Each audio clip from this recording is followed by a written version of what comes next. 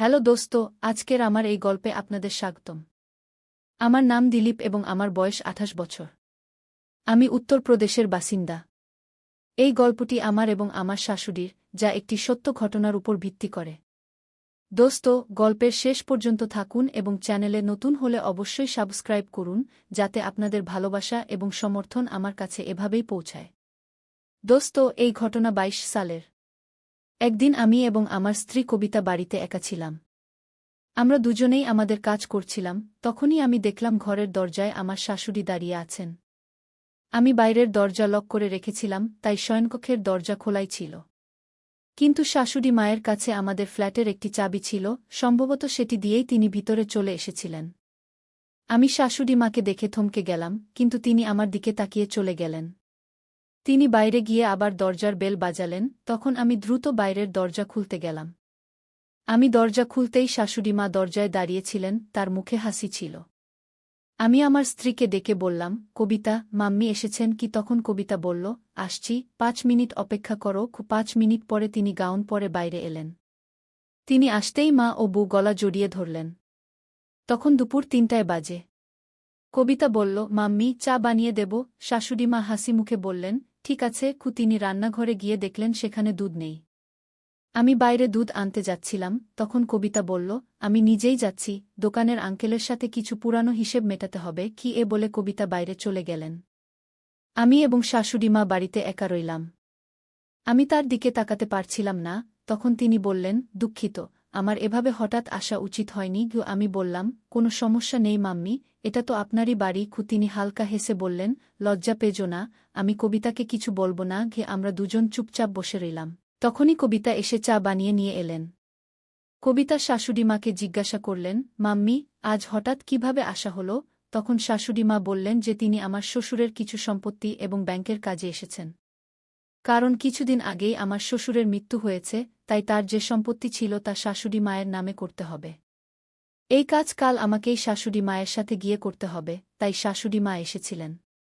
সেই রাতে আমরা খেয়ে দেয়ে ঘুমাতে চলে গেলাম।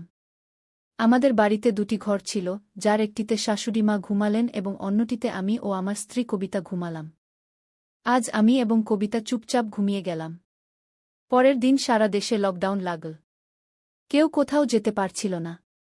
আমাদের অ্যাপার্টমেন্টও করোনার কারণে সিল করে দেওয়া হয়েছিল, আর শাশুড়িমা এখন এখানেই আটকে পড়েছিলেন। শুরুতে ৪-৫ দিন কোনোমতে কেটে গেল, তারপর একঘেয়েমি শুরু হয়ে গেল। আমরা টিভি দেখতাম, মোবাইল দেখতাম। আমি বাড়িতে পুরো কাপড় পরেই থাকতাম, শাশুড়িমা শাড়ি পরতেন, আর কবিতা হালকা কাপড় পরতেন। এখন শাশুড়িমার সামনে আমি আমার স্ত্রীর সাথে কমফোর্টেবল ফিল করতে পারছিলাম না, আমার খুব অদ্ভুত লাগছিল। একদিন শাশুড়িমা যখন বাথরুমে ছিলেন, আমি কবিতাকে পিছন থেকে গিয়ে জড়িয়ে ধরলাম। সে ছটফট করে উঠল আর বলল, পাগল হয়েছ নাকি? মা এখানেই আছে। আমি মুখ বাঁকিয়ে ফিরে এলাম আর কবিতার উপর রাগ করে গেলাম। প্রথমে আমি কিছুক্ষণ ব্যালকনিতে বসে থাকলাম, তারপর ভিতরে ঘরে চলে এলাম। কিছুক্ষণ পর আমি উপরে ছাদে চলে গেলাম, তবুও আমার মন বসছিল না। কবিতা বুঝতে পারছিল যে আমি রাগ করেছি, কিন্তু সে আর কি করতে পারত? পরের দিন সকাল ১০টায় আমি গোসল করে এসে দেখলাম আমার একটি লোয়ার পাওয়া যাচ্ছে না। আমি কবিতাকে অনেক ডাকলাম, কিন্তু সে আসল না। তখন আমি তোয়ালে জড়িয়েই বাইরে এলাম আর শাশুড়িমার সামনেই কবিতাকে কোলে তুলে নিয়ে বেডরুমে নিয়ে গেলাম। কবিতা চিৎকার করতে লাগল, এ কি বদমাইশি! তুমি কি করছ? পাগল হয়েছ নাকি? মা দেখছে, কিন্তু আমি তার একটি কথাও শুনলাম না। বেডরুমে নিয়ে গিয়ে আমি তাকে বললাম, তোমার কানে যায় না? আমি কতক্ষণ থেকে ডাকছি। আমার লোয়ার পাওয়া যাচ্ছে না। তখন সে সরি বলল আর আলমারি থেকে আমার লোয়ার বের করে দিল। কিছুক্ষণ পর আমরা দুজনেই বাইরে এলাম, তখন শাশুড়িমা কিছুটা বিচলিত হয়ে টিভি দেখছিলেন। আমিও তার সামনে বসে টিভি দেখতে লাগলাম। তখনই আমার নজর শাশুড়িমার উপর পড়ল, তিনি আমার দিকে তাকিয়ে আস্তে আস্তে হাসছিলেন। এটা দেখে আমার অদ্ভুত লাগল।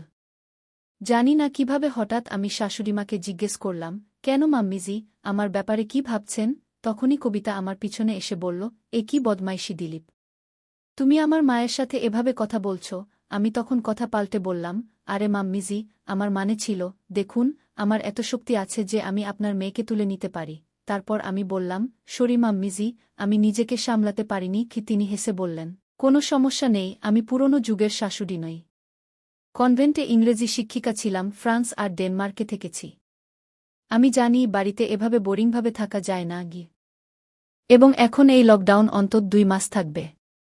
আজ আমি গভীরভাবে শাশুড়িমাকে দেখলাম, সাধারণের চেয়ে লম্বা কদ, গোরা রং, সুন্দর মুখ, সবসময় হাসতেন এবং স্টাইলিশ শাড়ি পরতেন।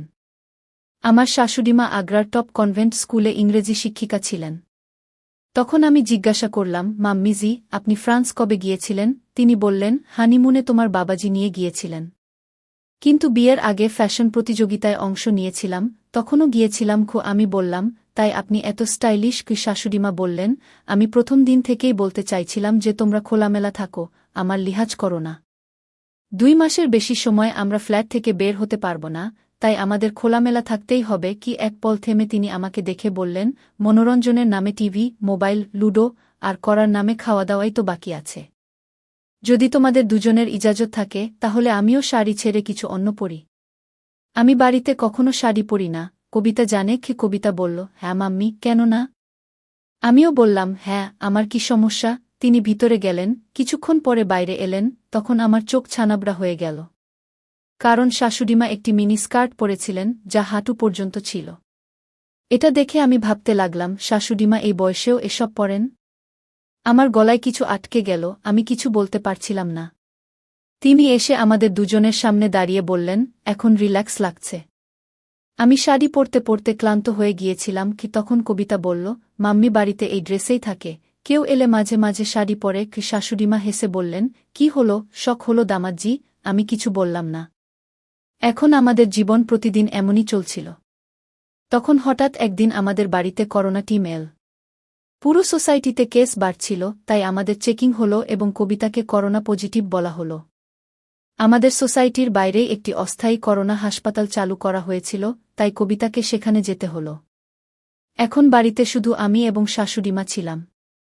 দুপুরে কবিতাকে সেখানে নিয়ে গিয়েছিলাম, তাই সন্ধ্যায় আমি বিচলিত হয়ে বসেছিলাম।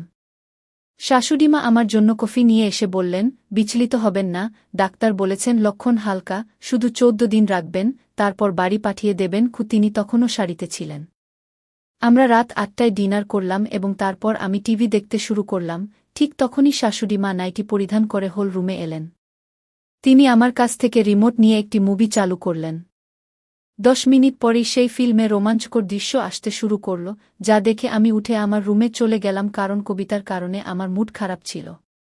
আমি বুঝতেই পারিনি কখন ঘুমিয়ে পড়লাম। যখন সকালে আমি চোখ খুললাম, তখন দেখলাম শাশুড়িমা আমার বিছানায় ঘুমাচ্ছেন। এটি দেখে আমি হতবাক হয়ে গেলাম এবং ভাবতে শুরু করলাম যে শেষ পর্যন্ত শাশুড়িমা কখন এখানে এসে ঘুমালেন এবং কেন। এমন সময় শাশুড়িমাও তার চোখ খুললেন এবং বললেন, উঠে পড়ুন জামাইবাবু। আমি বললাম, মাম্মিজি, আপনি এখানে আমার বিছানায় কি করছেন? তিনি বললেন, বেটাজি, এখানে ঘুমানো আমার মজবুরি ছিল, কারণ আপনি সারারাত ঘুমের মধ্যে কবিতা কবিতা বলছিলেন, যার আওয়াজ আমার রুম পর্যন্ত পৌঁছাচ্ছিল। তাই মজবুর হয়ে আমাকে এখানে এসে ঘুমাতে হয়েছে। শেষ পর্যন্ত আপনি আমার মেয়ের স্বামী, আপনি তার কতটা খেয়াল রাখেন, তার চোখে কখনো অশ্রু পর্যন্ত আসতে দেন না। তাই আমি আপনার জন্য এতটুকু তো করতে পারি। যখন সে এখানে নেই, তখন আপনার খেয়াল রাখা আমার ফরজ হয়ে দাঁড়ায়। আমি আপনাকে এমন অবস্থায় দেখতে পারিনি, তাই আমার মেয়ের খাতিরে আমাকে এটি করতে হয়েছে। কি তার চেহারায় আপনত্বের ভাব স্পষ্ট ফুটে উঠছিল এবং তিনি খুবই খুশি লাগছিলেন। কিছুক্ষণ পর আমরা উঠলাম এবং গোসল সেরে আমার স্ত্রী কবিতার সাথে দেখা করতে চলে গেলাম। তার সাথে দেখা করে আসার পর আমরা একসাথে খাবার খেলাম এবং সারাদিন বাড়িতে প্রচুর মজা করলাম। রাতের খাবারের পর শাশুড়িমা আজ আবার আমার সাথেই ঘুমিয়ে পড়লেন। যতদিন পর্যন্ত আমার স্ত্রী বাড়ি ফিরে না এল, ততদিন শাশুড়িমা প্রতিদিন আমার রুমেই ঘুমাতেন এবং আমার খুব খেয়াল রাখতেন।